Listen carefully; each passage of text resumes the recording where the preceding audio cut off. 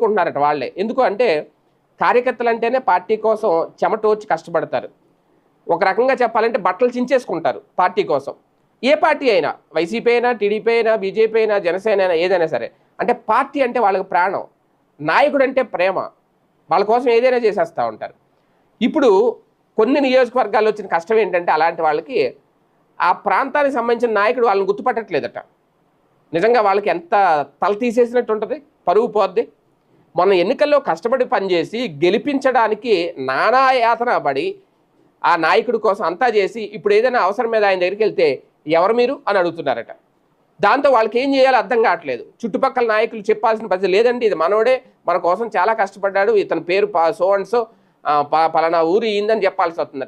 ఇది ఏంటి కారణం, ఎక్కడెక్కడ జరుగుతుంది అంటే అంటే ఎంతవరకు నియోజకవర్గం మీద పట్టు లేదు ఆ నాయకులు. కానీ తాజాగా నూజివీడు నియోజకవర్గంలో